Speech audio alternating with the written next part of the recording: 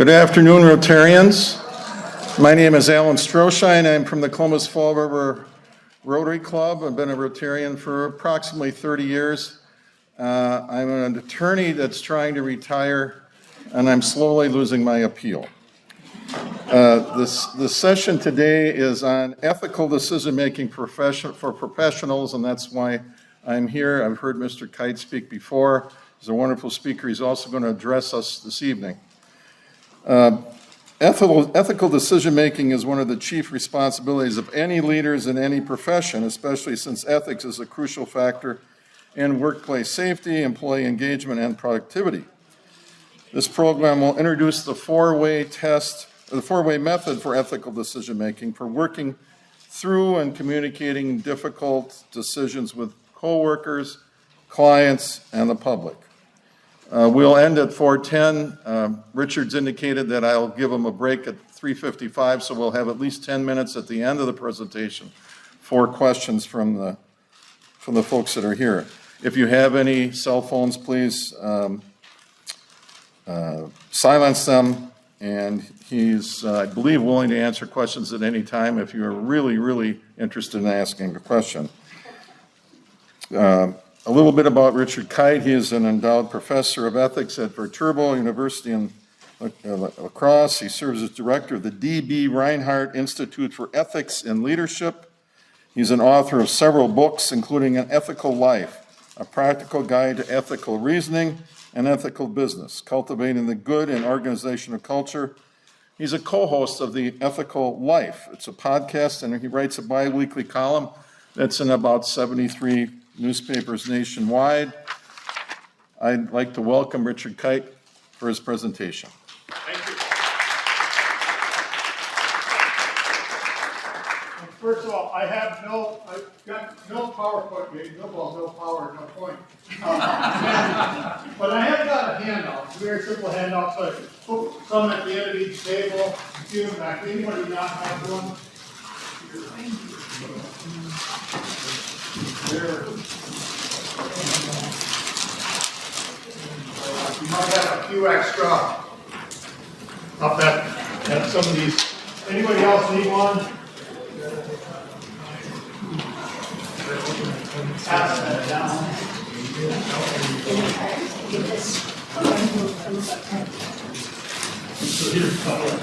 All right. Now we can get started. If I speak at this level, can you all hear me? You want me to use the microphone? I can? Okay. This is the side of the classroom I'm speaking in all the time, so that's good. So here's what I'd like to talk to you about. I want to tell you about how I learned to teach ethics differently. And I've been trained in ethics. I've been taking ethics classes since I started college. And when I started out teaching almost 35 years ago, I was teaching the way I had been taught, and that was mostly you teach the theories, and then you have undergraduates, once they learn the theories and a lot of kind of new concepts and difficult vocabulary, like the categorical imperative and the principle of utility and things like that, and you have them solve problems that nobody in society agrees on, and have to write papers on this. And I started noticing that as classes went on, my students became less able to have conversations with one another that really made sense. Because they were trying to apply these real theories, and it's not how we talk in everyday life. And I was imagining, like, what happens when they go home for Thanksgiving break? And somebody that, like, you're sitting around the table and your uncle brings up something like about tariffs or immigration or whatever is the political issue. But they haven't had a class in Immanuel Kant and deontology, so like, how have you been prepared by college to have a discussion with your uncle about these things that are really important? And I realized, well, that's not going to happen. And then I also realized, like, what do I do in my own life when an ethical issue comes up? And what do? I talk to people that I know and trust, people that have some experience in an area. At the time I was in graduate school, my wife and I were running a miniature golf course in Manitou Springs. We were in graduate school in Baltimore. Every spring, after classes ended, we'd drive across the country to Colorado, the base of Pikes Peak, hire some college students and high school students, and run this mini golf course that was open 7 days a week for about, I don't know, it was usually about 12 hours a day. And we would have ethical issues come up once in a while. You do it in any business. We had an employee we suspected of stealing. We had a really old-fashioned cash register. It wasn't electronic. It was one of those old manual push-button ones. And every time he worked, the cash drawer came up short. The problem was sometimes it came up positive. Usually come up short. Sometimes it was an extra $5. Usually it was missing about $20.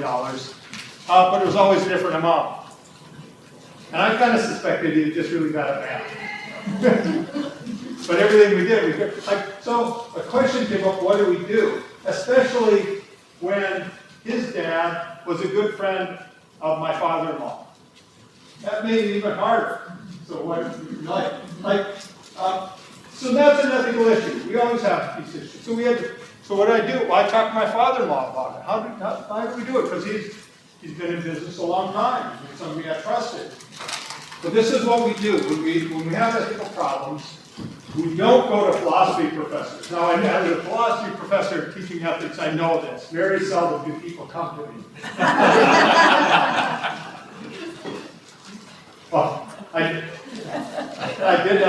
do get calls like this once in a while. Hello, Dr. Kyte. Do you offer any ethics training? We've got an employee who's been guilty of some fraud, and I was wondering if you could do some ethical training, because I don't want to lose him because he's a top salesperson. I don't think the ethical problems with the employer, I think it's you. But anyway, so I started looking into this and how effective are ethics courses.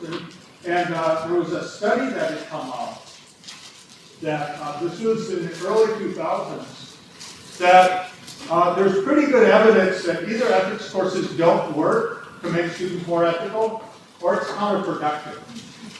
That what happens is people learn really good ways to rationalize just about anything.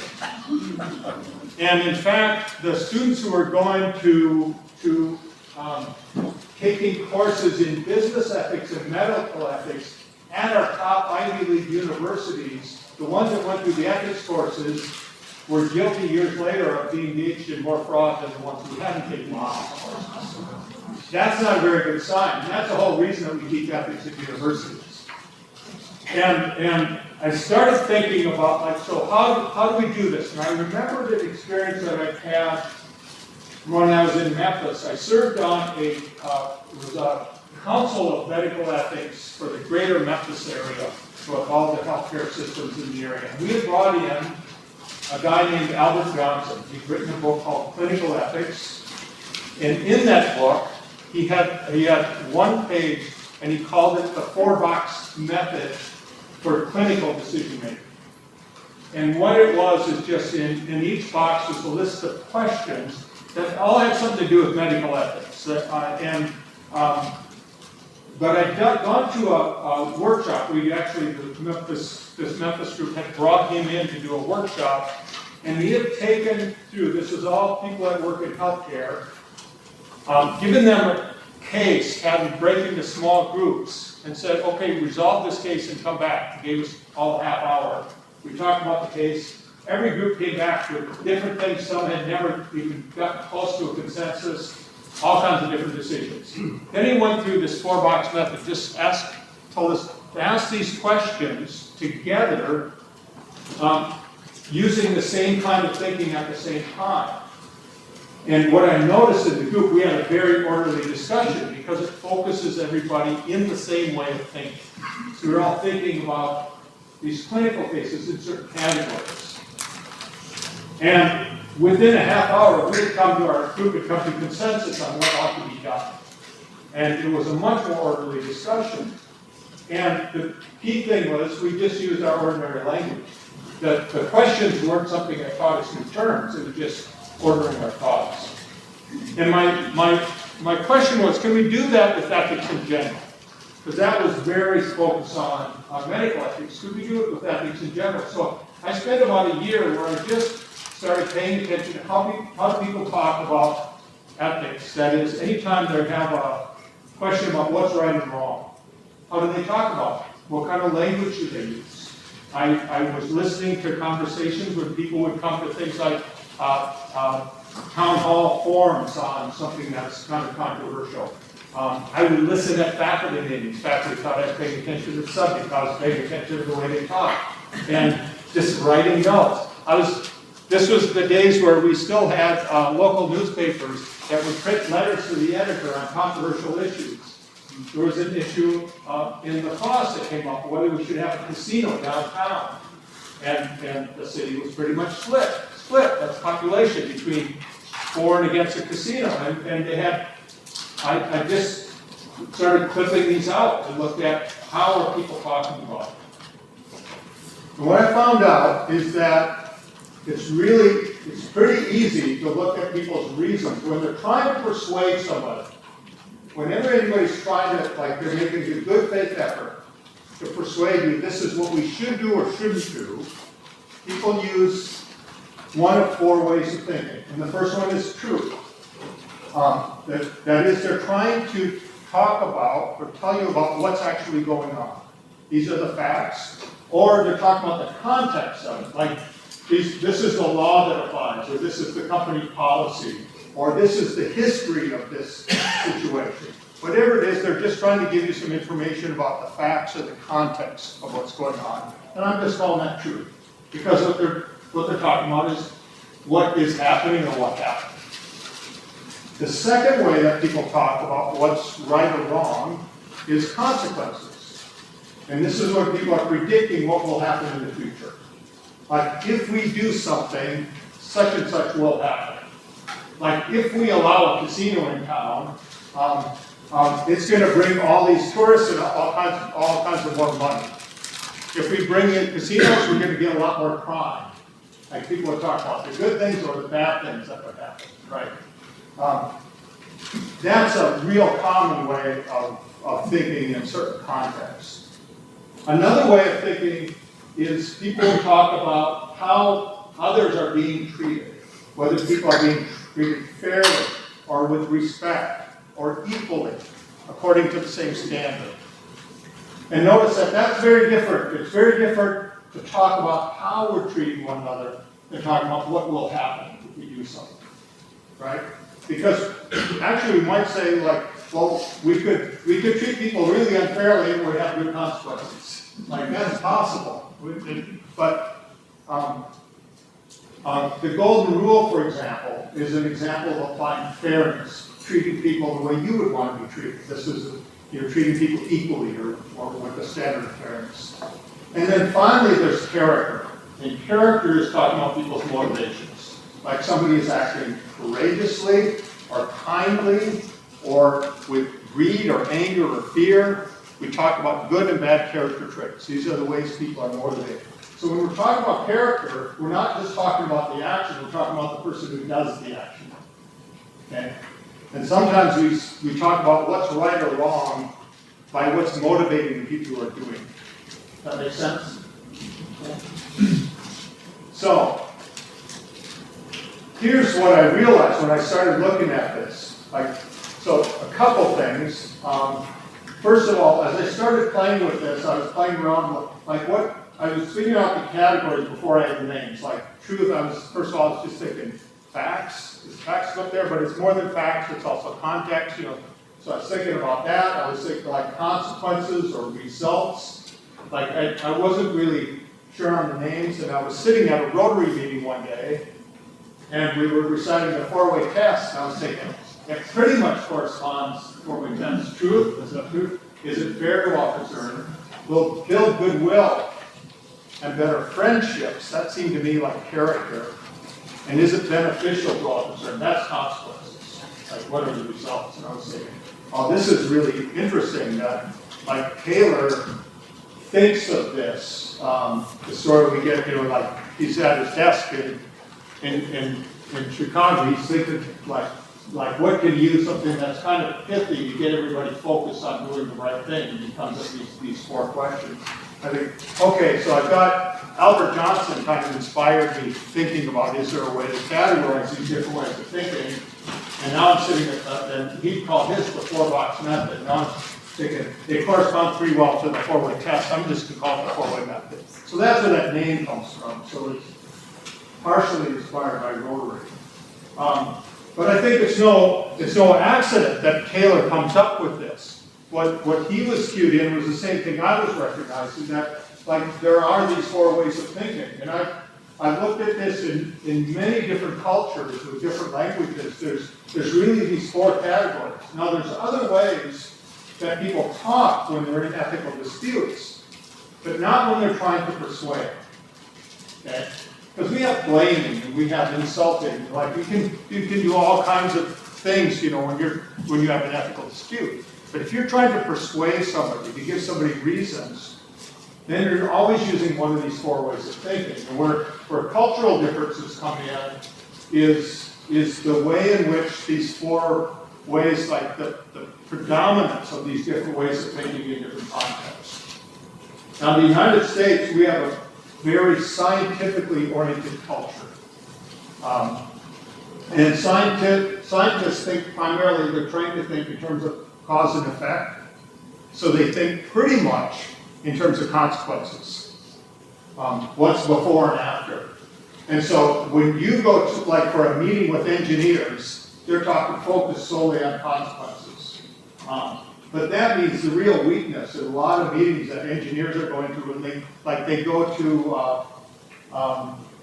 a town where they're putting in a roundabout and the citizens are all in an uproar about the roundabout, and they're trying to convince them that they're going to have many fewer accidents as a result. And the residents are upset because they've never been consulted. They're concerned about fairness, how they're being treated, not what the consequences are. And so you have 2 groups of people that are just talking past each other. And the more the engineers talk about, these are all the consequences, the more the people that are there, their residents, think they're not listening to us at all. We're still not being consulted, so they're talking about fairness. And then the 2 groups of people get more and more frustrated. And engineers thinking, like, how stupid are these people? They're not paying attention to the consequences. And the rest of the thing, like these stupid engineers, they won't even listen to us. Right? Like you get some hard feelings sometimes. This happens all the time. Okay? So one of the things, I started noticing a lot of patterns. One of the patterns is this, is that groups of people, when they divide into groups around an issue, will start thinking alike and use the same way of thinking. Okay? Because they'll catch on to the way of thinking that works across the group, and they just start talking that to one another. And the more they talk about that to one another, the more they think their group is completely sane, rational, reasonable, and the other group is completely irrational. And so that is a phenomenon that goes on in public debates. The other thing, the longer debates like that go on, the angrier people get with one another. Because once they split into these different ways of thinking, they really are talking past each other. And when we're telling people, just talk it out. Well, talking it out works well if you're using the same ways of thinking. If you're using different ways of thinking, the more you talk, the further apart you get. Okay? So that for me was a real big insight. The second thing that I noticed is it's really uncommon for people to use more than 1 or 2 ways of thinking at a time. And I think that I got a clue into why this happens from Daniel Kahneman. If any of you have read, he's a Nobel Prize winning behavioral economist, just passed away recently. Suicide. What's that? Suicide. By suicide, yeah.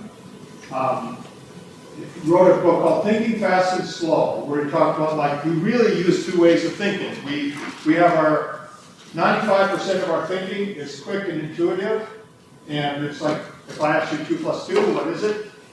4. You know it right away. You don't really have to think about it. That's fast. That's thinking fast. If I ask you 327 plus 45, you have to stop. That's thinking slow, okay? What happens is, once we're looking for fast ways of thinking because it saves time and saves energy. And so, we're getting really good at ethical decision making because we start practicing these 4 ways of thinking as soon as we learn to talk.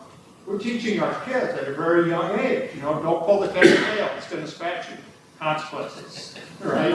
Is that the truth? They come in like Gotta find out. yeah, you got cookie crumbs all over the face. Have you been in the cookie jar? No, I don't think that's true. How do you know? Yeah, like truth and fairness. Like, how would you feel if somebody hit you over the head with a shovel? A plastic one, I wouldn't feel very good about that. Yeah, like it's fairness. Put yourself in somebody else's shoes. We teach them these ways of thinking at a very early age, and so by the time you are adults, you've had thousands and thousands of hours of practice because we use these ways of thinking almost continually through the day. But that means we're continually making ethical judgments about what to do and what not to do that are really fast. They're like 2 + 2 = 4. Right?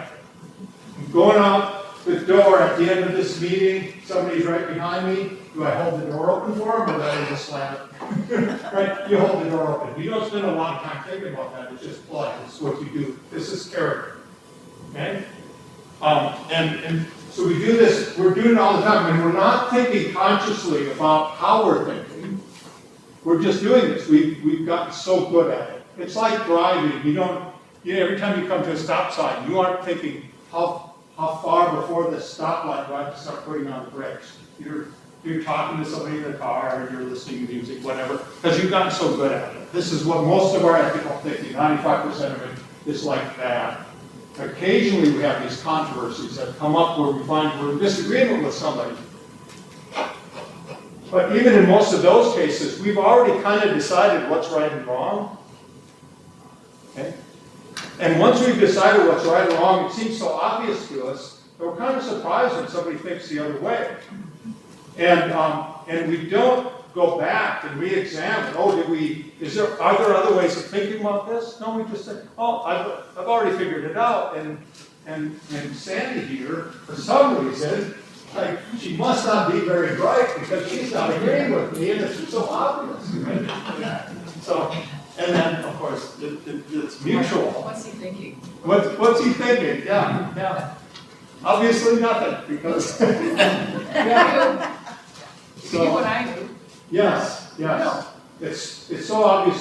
So here's the thing: if we really want to connect and talk to people, and especially like people generally are more reasonable than we give them credit for. We're much quicker to accuse somebody of being irrational or unreasonable than we are to accuse them of being rational if they disagree with us. And lots of times they have a different perspective, they're aware of different things, or their interests give them a different perspective on it. Okay, so like, how do we use this then? Well, we use this, first of all, for ourselves. Whenever we come up against something that we think, well, this might be a little more complex than I was thinking of it, have I thought about it with all the tools I have at my disposal? Because you'll almost always have an initial reaction, and then you can step back and think, well, have I considered all the facts? Have I considered all the consequences? Well, how do you do that? There's questions in here that show like under consequences. Well, who is affected? How are they affected? To what extent? And it's surprising how often, like when we're thinking in terms of consequences, we'll just think of like, what are the consequences for me or people that I'm close to? But I haven't thought about like, what's the consequence for the people who live across the street? Or who live on the other side of the planet? Or like are there other categories of people that might be affected? And then fairness, and like, have I considered that? Have I considered motivation, character? So it really is helpful for our own decisions whenever we're talking about something that's fairly complex to just work through it. The other thing is it's especially effective in groups. So if you have a group of people and you have something that is complex, say in an organization, that's going to affect a number of people differently, and people with different perspectives, different history in the organization, different positions. They're probably going to be thinking about this situation differently depending on their perspectives. And if you want to talk it through with the group, what you want is to get everybody using the same way of thinking at the same time. And it's remarkable how much progress you can make by that simple step. Because, say if we all have a different perspective on some issue, it's very likely we're going to assume that others in the organization have basic knowledge of the same facts that we do. But lots of times that's not the case. But we'll just go right past that into consequences or fairness, and we'll start arguing, and pretty soon the discussion is going all over the place. You get one person about fairness, another consequences, about some facts that we might not be aware of, somebody else is complaining about somebody's motivation, right? And it's just confusing, and nobody's really making progress in the discussion. So if you take the time to just go through it, one way of thinking at a time, it's remarkable how you get people kind of understanding what each other's thinking. Okay? And it doesn't guarantee that you're going to come to agreement, but it pretty much guarantees that you're not going to have the misunderstandings that cause real hard feelings, and you're going to have a more productive conversation. So those are two. And then I would say that the third way of using it is, if you're an organization and you need to make a decision about something that's kind of controversial, but you need to make a public announcement of it so that you're telling a group of people that haven't been through the decision making what you've decided, you can be sure that different people out there are going to use all four ways of thinking. So first of all, have you used all four ways of thinking, and then have you communicated that in your announcements? Okay. So I see this all the time where groups will use one or two ways of thinking and explaining why they came to some controversial decision. What happens is they get hammered on some way of thinking that wasn't addressed. Yes? What happens when no one agrees on what are facts? Yes, that's a real common question. Okay, so this is hard. So sometimes that's a really interesting hypothetical question. Here's how it works in practice with just about any groups I've been involved with. When people start actually talking about the facts in a particular case, things will come out because we're really focused just on that not everybody in the group knew. And so you have people kind of getting on the same page. And that's what you want here. You want people getting on the same page to begin with. The other thing that happens is sometimes you have these aha moments where you realize there's some crucial information nobody in the room knows. And before you proceed any further, you have to get it. And then the discussion becomes, how do we get those facts? And then, so instead of having a lot of unproductive time spent in, we should do this or we should do that, the conversation is, we've got to get this information and then come back. So those are what I see the most two practical. Now, like in widespread public debates, like right now, politically especially, we have a lot of dispute about what the facts are, because we have groups of people that are getting information funneled to them, right? There's no easy answer to that. That is exactly why we have so much trouble getting agreement on anything in our country right now, because we don't have shared information sources. You can do that in smaller groups. Okay. Yeah. So on that same topic, you take news, just media in general. You talk about character, fairness. And I feel like our news media is purposefully skewing things from different, I don't care what, you can go through the rows and you can say, what's your news source? And you ask people, and I can guarantee that they'll have a different preconceived notion based on what they consider as fact, based on that reporter that they've trusted for, maybe 3, 5 years, the days of the boys use Walter Cronkite all the time. Yeah. He's talking about people walking on the moon and everybody watching, oh yeah, wow. Now, you skew that to whatever audience you're, you know what I'm saying? Anyway, Yeah, no, so so I don't have any good solutions to that kind of problem. I'm talking about like, what do we do within small groups where we have, well, here's the issue. It basically comes down to trust. When you're talking about what information we do listen to and find credible, it's about trust. Trust only is formed out of quality relationships. When we don't have good relationships with others, we don't trust them. And right now, in our country, this is one of the things I'm going to talk about tonight in my talk about finding first place. We don't have quality relationships with others. And so when we find relationships within communities being fractured, it's very easy for those fractures to be expressed naturally. So I'll talk about that a little bit tonight. But that's why, so this is one of the things I think Rotary can do in other kinds of service organizations, bring people in communities together. I think we, instead of solving the national youth crisis, I think we have to look at how do we build good relationships in our communities. And this actually is one practical way to do this. How do we listen to one another? And so we can make progress there. Yeah.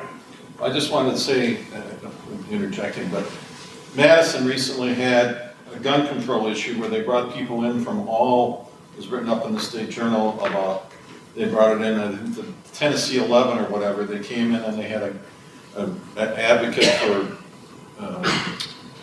Second Amendment rights versus a woman who lost her son in a gun accident versus somebody from the Parkland school shooting and whatever, just to talk and develop quality relationships. Yes. If you're right spot on. If you can't have a quality relationship, you can't talk to somebody. And take people that you think might have different interests that really and actually talk to one another and do it civilly and respectfully. That's really important. You have to model that. Thank you. But I want to move on here to talk about, so here's like a few experiences that I've had in using this. One is that it's very easy to describe how we should go through this and how we should go through these different ways of thinking with other people. It's very hard to do in practice. And the reason is because we're so good at ethical thinking. We're so good at it. We do it so naturally and so quickly. It's very hard for us to step back and think about how we're thinking. This is why something like repeating the 4-way test is valuable, because what it does, and this is what I encourage you to do, whenever you recite the 4-way test in Rotary, think of it as a reminder that we have these 4 ways of thinking. Because we need this, because we are so good at thinking that we can take just about any topic that comes up. We'll start using the way of thinking that works best for getting what we want. Okay? And I realized this for the first time. I had just developed this, and I was teaching it in classes, and this is like 15 years ago. Teaching it in classes, my youngest son was 14 at the time. I came home from work, it's around 5:30, walk into the kitchen, my wife and my son are in the middle of an argument about whether he can have a sleepover. It's a Thursday. And she's saying, you can't have a sleepover in school now. You can have a sleepover tomorrow night or Friday or Saturday, but not Thursday. And he's saying, but the other kids all are having a sleepover. These are my best friends. Their parents said it was okay. Why did they say it's okay and you won't let me go? And she's saying, well, they're not my kids. And I know that you need some sleep tonight. You haven't had enough sleep the last few nights. You need to get your sleep. And he says, we all talked about that. We're all gonna go to bed early. I'm 14. I'm old enough to make decisions for myself. And she's saying, well, yeah, you can make some decisions yourself, but I'm not sure that this one is good. Besides, you have a test tomorrow. You need to study for your biology test. And he said, we're all in the same class. We talked about it. We're gonna study together. I don't think that's why they wanted to sleep. That's what he's saying. So they're in the middle of this argument. I walk in to the kitchen. They both turn to me, say, what do you think? Right? Like, I really want a beer. I don't want to settle this. So, but here's the thing, like these ethical disputes come up, and we don't recognize them as ethical controversies because they come up so often. But they come up when we're put on the spot to make a decision, and we generally just say whatever comes to our mind first. And so that's what I did. I start saying the exact same thing my wife had been saying without even having listened to what they've been talking about. I'm saying, well, you can't have a sleepover on Thursday night. What about tomorrow? You know, so he starts giving all the same reasons. You know, but their parents said it was okay. We're old enough to make decisions for ourselves. When I'm parent, I'm not going to treat my kids like this. Let's get that to say that. So then he gets frustrated. My wife and I are frustrated. He goes upstairs, slams his door. My wife and I are commiserating how much longer we can have this irrational teenager living in our house. She turned out to be another 5-6 years. He's better now. But here, I didn't recognize what we had done. What way of thinking are my wife and I using? Consequences. So in fact, like this is the rule, the consequences. You need sleep, you need study for your tests. How about our son? What's he using? Fairness. Treat me according to the same standard. Like old enough to do this and that. So, but think of our interests. What's the interest, the deep-seated interest with kids for parents? Making sure they go out safe, that they're well educated, that they're healthy. It's all consequence focused. What about kids? What are they concerned about when they're teenagers? Having fun. Having fun. But they want more autonomy. They want to be treated like adults. Right? So they're demanding fairness. They're demanding to be treated just the same as adults are. Now, we were talking completely past each other. We kept coming back to the same reasons and consequences. He kept coming back with fairness. And the more we talked, the further apart we got. I'm teaching this stuff. I'm telling my students all the time, when you find yourself in any kind of controversy, don't just keep giving the same reasons over and over. Step back and think about the way you're thinking. And then as soon as I'm tired and I'm out of the building where I'm teaching, I'm doing the very same thing because it's human nature. This is really hard to do. You have to remind yourself to do it. So yeah, that question back. If you had to have that same conversation, if you could do that over again, how would you do it? That's my Yes. Show us how to do that. Well, here's the thing. I always start with truth.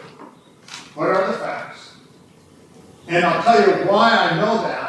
Because the next day I come home on Friday and they say, whatever happened to the sequel? My wife says, oh, they're doing it tonight. And she said, I talked to some of the other parents after school today. They all had the same argument at their house. None of the parents had the same argument. Like he was under a complete misapprehension. Like that was never going to happen anyway. Why didn't we pick up the phone? That was such an obvious thing to do. If we were going to start with truth, you pick up the phone, talk to the other parents. We didn't do it because we already had our answer. Once you have an answer, it's very easy to just double down on the answer. And you don't step back and say, are there other ways of thinking about this? And so that's first of all, why you start with truth. But why, when you, as soon as you notice that something where people have different perspectives, that it might be controversy, you back up and you ask yourself, how am I thinking about this? How is the other person thinking about it? So I can use the same way of thinking when I'm talking to them. Yeah. But in the short run, you were thinking, if I disagree with my wife, I'll be sleeping on the couch and I won't get any sleep. I was asking myself, why didn't I take it on for a while? In my mind, I'm seeing when you focus on the truth, it feels like you're trying to take the emotion out of the argument. And so when we think more rationally instead of emotionally, I'll speak for myself, I make better decisions and I can communicate better if I'm more calm and rational. And that's why I think it's really important what you just said there. So and I'll give here, can I, well, in just one more question, I'll give you an example illustrating how how we can do that, how that works. So, yeah. I want to work your example forward about, now, so you got the truth, okay? Yeah. Now how does the conversation go? What's the next step? The truth isn't gonna solve it, right? No, So, no, but what we would have done now, we would have at least picked up the phone and said, is this really gonna happen? And then probably would have gone anywhere. But then say if it had, say if some of the parents would say it was okay, other ones weren't, their conversation, we would have focused just on consequences first, then we would really look at fairness and talk about it. I mean, now here's the thing, interests don't go away. right. When you have serious interests, they don't go away. But we wouldn't have been complaining about the irrationality of our son. Okay. That would have been it. I mean, it was completely rational for him to want more autonomy at that age. And the question is, and what we should have had a discussion about is like, what decisions is it appropriate for him to have authority over, and what decisions can be? And like that, we could have had a little bit different discussion. Do you find that when the argument consists of two pathways, getting off both of them and taking it to like one or the other, like truth or the fourth one in this instance, is a helpful kind of reset for the conversation? Yeah, so, yeah, especially when there's two dominant ways of thinking, and show that there's another way of thinking that comes in and kind of informs it, that's very helpful. The other thing that, like you could mean by pathways, sometimes when we're talking about a decision, there's more than one options that we could take. Frequently there are. As long as people are kind of doubling down on a way of thinking, lots of times what happens is you get this oppositional thinking. We know that the more you push against people, the more defensive they get, the harder it is to sway them. And what happens if you can step out of that oppositional way of thinking and start asking questions using these different ways of thinking, lots of times creative solutions come up that people start seeing third or fourth ways of doing something where before they were just focused on who's right and who's wrong. Would you ever seek first to understand, would you ask your kid, I know we don't usually go on Thursdays, is it, some kid's birthday, or somebody's got a video game, or there's a game on TV we want to watch, or try to figure out, why they picked that day, when normally that's outside the protocol, why tonight? And see, that's a really good reason. We never even got to that. Yeah. I don't recall us ever asking that kind of question. And it might have been the case that we said, if there's no special reason you need to do it tonight, then why not do it tomorrow night? Yeah, yeah. But if there's a special Somebody's reason, birthday, then we can make got an exception. That's game what or we're doing. somebody's, yeah, right. So I want to, I want to move on to one more example. Did I do that before? And then we've got a couple questions here. Yeah. So I've been teaching this for a number of years, and some to undergrad, but I've also been using a lot in grad classes, a lot of professional trainings, especially professional groups. So a number of years ago, we had a class, we have a master's program in servant leadership. One of the students in it was Mark Schack, who's a supervisor at the Toro plant in Tomo, Wisconsin. He just retired a couple of years ago, but this happened. They still had their old factory. They built a new one a few years ago, but they still had their old factory. And I just taken kind of the same talk that I just gave all of you. I handed this out because he's an engineer. He laminated his copy. But it's true. He did. He laminated it and he taped it up to his the side of his computer on his desk.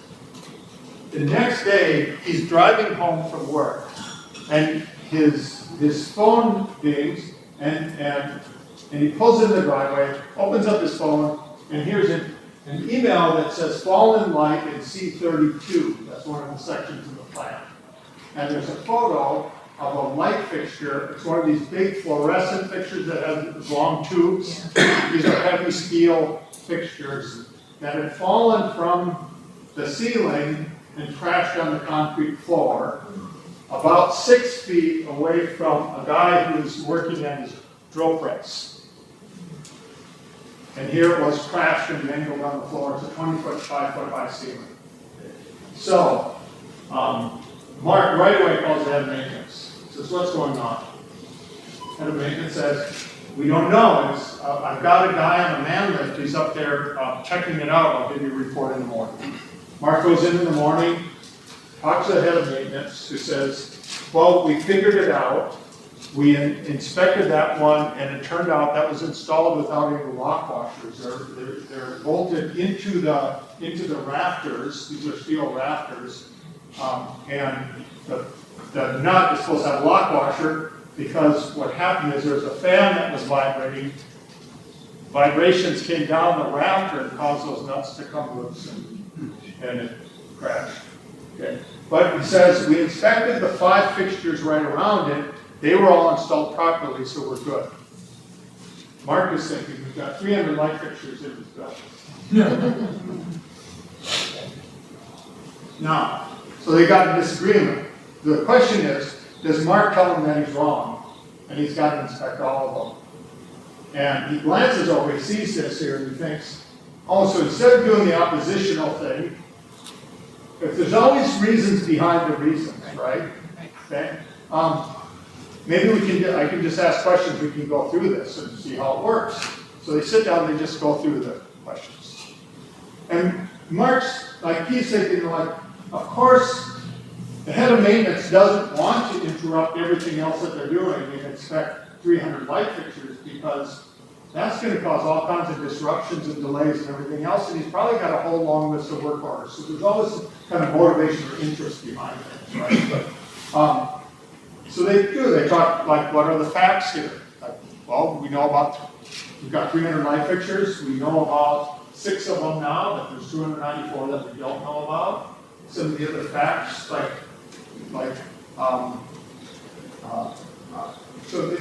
how long did it take that person to inspect those 5 lights, and how much interruption do we have, and what is your list of work orders and things like that. Then they go to consequences. What we can do, we can inspect all of them or not, and if we inspect all of them, how much is that going to cost us? How many delays? If we don't, what are the consequences? Well, we could have one that falls.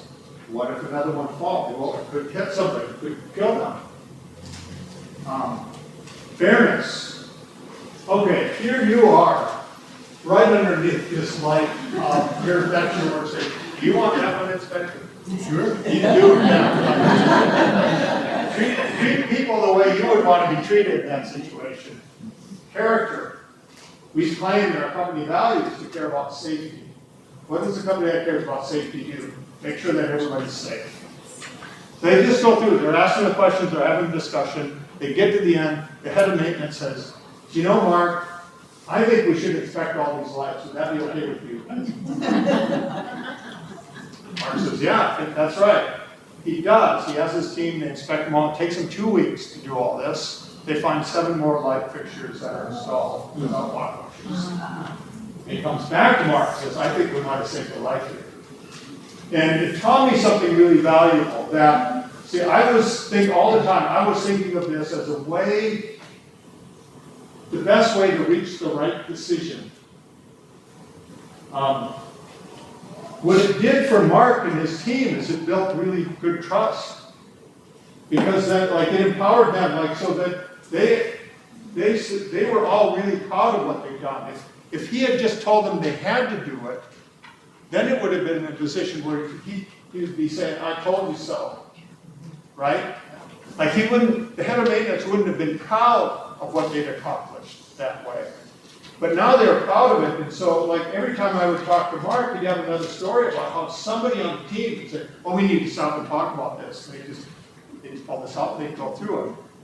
And so this is what I tell people, if you want to, you can empower people to make better decisions and avoid, it's not just about making the right decisions, it's about making it in the right way so that you build up better teams. Okay. So, we have time for a couple more questions. So do you have a question? Yeah, I had to think about it now, but that's okay. First, I think I'm really fascinated by what you shared, and I appreciate it. a lot, I really do. This systematic approach to being able to do. I also think it's really nuanced.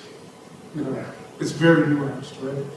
I mean, because when we think of it from a humanistic perspective, especially across cultures, we know that 85%, right now we got a guess based on some research, 85% of white people don't have black friends. Yeah. All right? Yeah. So if we're going to work in an environment together and we don't know each other, then we have an inherent conflict before we start to work together. So, but it doesn't have to rest on race. We can look at this from a subordinate, superior perspective. A subordinate has to do what they're told in the environment, so they're less likely to bring up an issue that's going to be contrary to the person that they're reporting to. They have to lean into their agency to be able to do it. So I guess my question is really lying in this area of when you don't have capacity to be able to use this formula, how do you use this formula? Given the scenario that I just shared with you. That is a fantastic question because you're exactly right. Some of the relationship dynamics that I was conveying what I was telling Suri about our 14-year-old son, it's the same with bosses and workers, right? Because the power difference means that a lot of times in organizations where you have a power differential, people on the lower end of the power differential, their main interest is in the fairness on how they're being treated. Whereas bosses are responsible for the results, right? And so they bring these kind of biases in, and that goes into the decision making.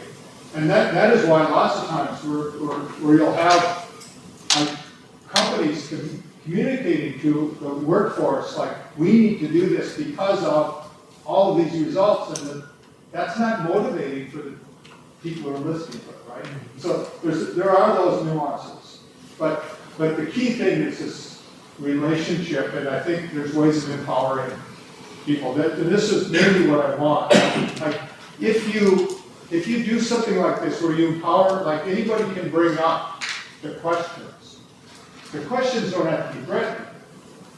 But these are ways where we can listen to one another. So I'm just trying to encourage that, like, so especially if you are in a position of power where you get to set the terms of the debate, like set the terms so that people can ask questions.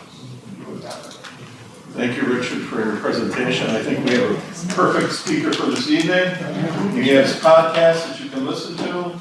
Thank you, J.P. Cullen, for sponsoring this particular session. Wonderful. Thank you.